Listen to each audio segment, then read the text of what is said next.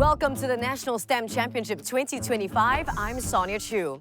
Today, we're about to find out who the last two grand finalists are, and it's been a really competitive battle for the final 4 spots. In semi-final 1, NUS High came through with flying colors. In semi-final 2, it was St. Joseph's Institution that scored a place in the final. It's on to semi-finals 3 and 4 today, and in the third semis, here are the schools taking on the challenge. Anglo-Chinese School Independent, Assumption English School, Global Indian International School, Smart Campus, and Hwa Chong Institution. Their competition took place at Temasek Polytechnic's Advanced Manufacturing Center, a center of excellence under the School of Engineering. We set up this center basically to train students and to upskill the current workforce. These robots need you to basically know how to tell them what to do. They are very different from existing manufacturing equipment. At the end of the day, the human doesn't do the work anymore. It's the machines that do the work, and the human now oversees the machines. The teams also got a tour of the Aviation Academy, which has state-of-the-art equipment, including a ground operational business jet. And because Temasek Poly is the nearest to the airport, we are in close partnership with major airport companies such as CAG, CAAS, SIA Group. Our students get to do very relevant projects, and they get to have the latest knowledge. Our airport is actually moving in the same direction as manufacturing. So what we are looking again is for the future, to make sure that we have enough manpower that is well-trained for our country and also for our own citizens. Sustainability and clean energy for vehicles was another area of focus as Singapore pushes for electric vehicle adoption. What we are doing here in TP is looking at hydrogen as a possible source of fuel.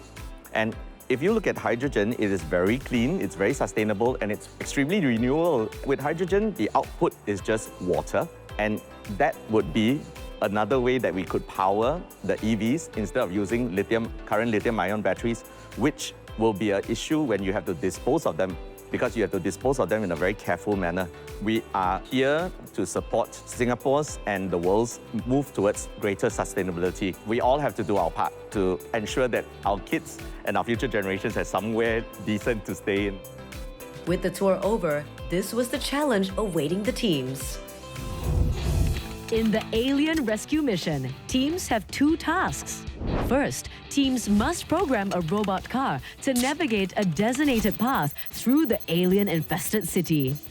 They also have to modify the car using materials such as skewers, tape, and cardboard, and program it to neutralize the aliens by hitting them. The robot car must also avoid critical infrastructures like traffic lights and buildings. Teams can score up to 50% for this task. 3, 2, 1. We have these. Because Chikai is more experienced with this kind of coding and related topics, we got him to do most of the coding and focus more on coding on the robot. The hardest part was definitely the robot. I don't know. Wait, we didn't change anything, did we? We struggled a lot trying to hit the alien.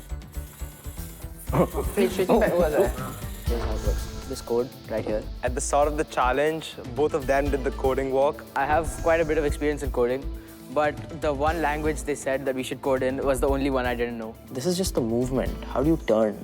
Yo, can you open the code section where they showed us how to move the robot in different directions? Yo, chill. Okay, that's not supposed to happen.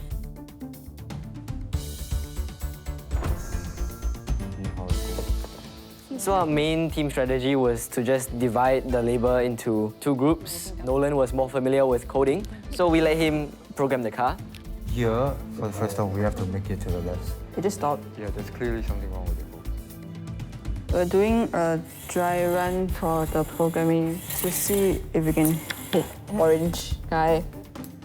We just did it with trial errors. At the back of the sheet, I noticed that we could reverse the thing, so that's what I did. Just go backwards and then just go back forward. First part, fill up all the missing codes, right? Yes. Me and Hector knew a little bit of coding, and computer science, so we worked on the code for the robot. How are you gonna hit the orange guy without hitting the infrastructure? It centered the boomstick after. Because we realized there were too many errors in our code, we wanted to start anew. Can we restore the original? The first set that you gave us.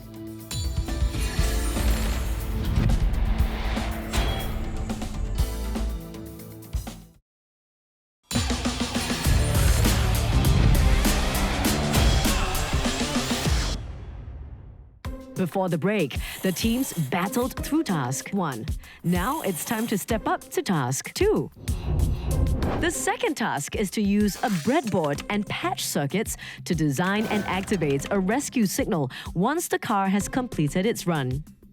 The signal must flash and emit a sound 2 times per second. Teams can score up to 35% for this task. Teams have 90 minutes to design and program the robot car and the rescue signal. Each team has 3 attempts to get their robot car to complete the path. Each team then has 5 minutes for their presentation to the judges and 5 minutes for a question and answer session. Teams can score up to 15%. We have these. I'm creating the slides for our presentation later. The easier part, I would say, is the breadboard because the hardware layout is already given just for us to assemble. This connects to this. Yeah, easy. Now it's just the buzzer. Right now, I'm trying to figure out how to connect the breadboard to the power supply and also try to get the LED display working.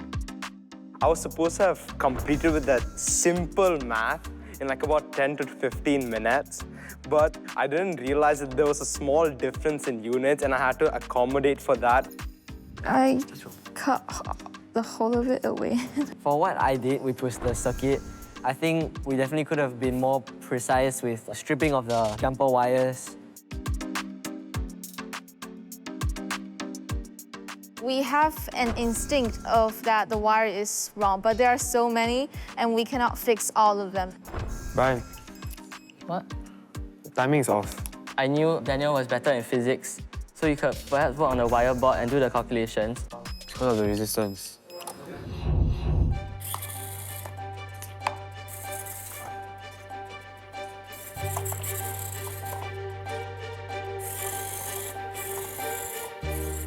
It wasn't really something wrong with our code. The many times we tested it, it actually managed to work out fine.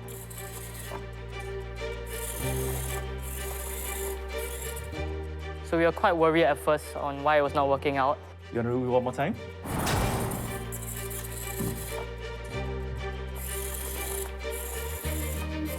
The last try, it went well, and so we're very happy of that. Well done. ACS did really, really well. The first 2 runs, the robots almost made it to the finish line, and it was really heartening to see that in the 3rd run, they managed to complete the entire challenge for the robot component. You mentioned there were some problems with the code. What strategy did you guys employ to solve those issues? We went back to our original source, compared the differences to see what we could have worked better on or what was missing in our solution in order to try to create a viable solution. So basically, we used the LEDs to form the letters SOS because this will signify the end of the mission and will call for rescue. Even though we faced issues throughout the entire journey, I think we still persevered well. We resolved.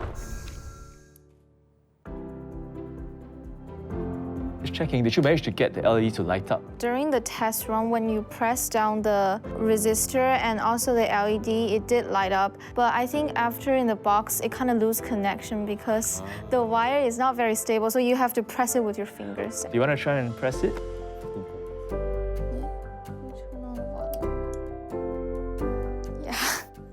At first, this LED light is also not working. It is directly affected to this resistor, and we managed to cut this resistor a bit so it will be more in contact with the board. The bus didn't work because there are no wires connecting to it. Because we keep breaking the wires when we are plugging them into the breadboard, we are running out of a material that can be connected to the bus. Assumption English faced a lot of challenges, but I'm really happy that they persevered through and managed to show us their work through the demonstrations as well as the presentation. Judges, aliens have infiltrated our planet. Earth has come up with a new innovation, a robot that kills aliens and preserves the city.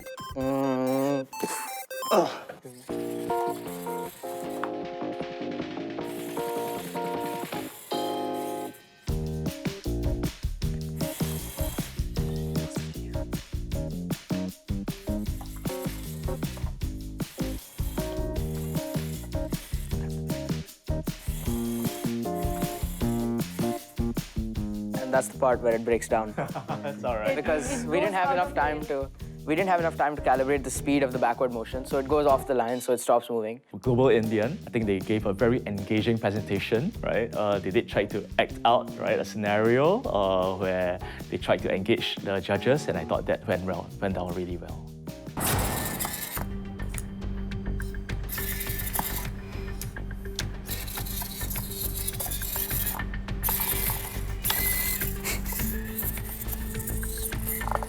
Oh no. Oh no. Okay. Just that little bit at the very end, if they had managed to get that small, tiny alien, I think they would have done very, very well.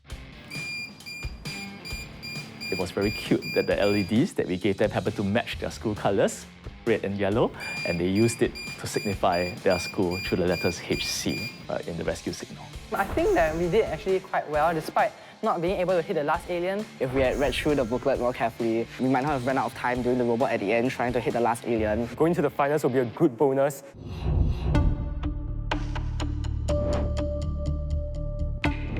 Teams, you guys are from semi-finals 3, Hwa Chong Institution, Assumption English School, Anglo-Chinese School Independent, and Global Indian International School.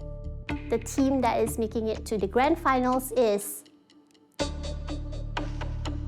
Anglo-Chinese School Independent. Congratulations. We're very grateful for the opportunity to be in the finals. I think the semi-finals was quite tough. There were quite a lot of challenges we faced. I'm glad with how we work as a group, and overall we're just very grateful for the opportunity and hope to do our school proud. Congratulations, Anglo-Chinese School Independent. They joined NUS High and St. Joseph's Institution in the final. Just one more spot left though, and the 4 schools that stand a chance are Badok Green Secondary School, Catholic High School, Raffles Institution, and Victoria School. Their competition arena was A-Star's Skin Research Labs, a research institute that conducts cutting-edge skin research. We look at every aspect of skin health, right the way through to disease, and take these learnings and produce products and devices that really help our clinicians to better treat skin. The schools got to see how optical technologies can help develop medical solutions in the Translational Biophotonics Lab. Translational Biophotonics unit is really focused on interrogating skin without having to take samples. So using physics of light to be able to see into the tissue to provide us information so our colleagues can assay the types of oils that are in the skin, which are important, for example, for barrier function. So all of these different areas can be pulled together to produce technical units that can help the dermatologists at their point of care. The teams also had a look in at the microbiology lab, where they learned about microbes living on the skin. For all the cells that we have in our body, we've probably got many, many more types of microbiomes sat on the skin. It's a symbiosis. The microbes and the person work together to produce a barrier and to protect ourselves against the environment. So our microbiome studies here are trying to understand what healthy looks like, to understand what happens in disease settings when it goes wrong. In the histology lab, the students had a look at the skin's microscopic structure. For histology, we interrogate the structure and the function of the skin. So by taking small samples of skin, we can look at the molecular signatures in that tissue and try and understand or to identify pathways within the tissue that we can then target with therapies to improve the behaviour of the tissue and ultimately restore it to health. Would the students have picked up hints to come up tops for their task? We're really excited to host the students here. We want them to be curious and to ask questions and to really learn to understand an important issue that we're facing in Singapore. We're going to teach them about a very common skin disease called atopic dermatitis or eczema. In part 1, the students will do literature research to understand the clinical manifestations and symptoms of atopic dermatitis, investigate its underlying causes, consequences, and biological mechanisms. This will help determine their treatment strategy. In part 2, teams need to create a topical formulation using the cosmetic-grade ingredients provided. They can create an oil-in-water formulation like a lotion or a water-in-oil treatment like a night cream. Teams have 90 minutes to complete their tasks. They will then have 5 minutes for their presentation. Teams will be judged on their understanding of atopic dermatitis pathology and symptoms. Evidence and research supporting their ingredient choices. A clear and persuasive presentation. The originality of their formulation. Practicality of their product. The consideration of diverse patient needs. And we'll get a bonus for ethical sourcing, efficacy testing, and treatment strategy. Okay, when we found out about the challenge, right, we were quite worried because it sounded quite complex. They asked us to kind of invent a new moisturizer, which usually takes like very long to like test trial and everything. So we were quite worried about. Okay, use both. Yeah, okay. All It's so liquid. Oh yeah, we use glycerin. Oh my days. It's not even water-based, it's a water. 2% iodized water, 4% glycerin. Okay, what is this? Octus, this one, I assume it's the petrolatum. Yeah, okay. Yes, I have that. We need something that can decrease the pH. They say you use Which one? acids. No, aloe vera is acidic. Really? Is it? Okay. Yeah. No, they say pH 4.5. Ah, nice. We couldn't really decide which solution we wanted to do, so it was a bit stressful. Emulsify is using kinetic energy. But you can find this online. Yeah. I can't find any online. I mean, the scholar one, they're all very studious one. We don't know all the research, all the equipments that they have used, all the innovations that they have made. It was quite overwhelming. Jordan and I, we are physics students. When we are doing the research, it was really hard for us to understand how does this work. We have 30 minutes left. Oh. Firstly, looking at the list that they gave us, as well as assigning 2 people to research on what each ingredient does. So olive oil we'll use to moisturize the skin and strengthen the skin. Yeah, the petrolatum is to retain the skin moisture. So this will moisturize it, this will retain it. We discussed on how different materials help in solving in AD patients. So upon seeing the challenge, we were actually quite confident as we had paid attention during the A-star tour. Once we found out which ingredients to use, what the different purposes were, it was relatively easy to mix them together and just experiment what proportion of ingredients is the most effective. From the Google Scholar, you can go to the next article, but don't search anything outside of Google Scholar. That's the only permitted website. Wait, okay, we need to split up because there are 2 laptops. One of you do treatment. Okay, so you do causes, you do treatment. Wait, are we researching ingredients? You guys research on how to make it, so that includes. We've done these ingredients, right? Yes. What's humectant versus? I'll search it up. I just search for definitions. What expression? I feel like we have to delegate more time to this. The difficulty was using the Google Scholar effectively, because Google Scholar is intended for those in universities, postgraduates, and we are trying to read postgraduate papers with a very limited understanding. Petrolatum and M460. When you add that? When you guys add that?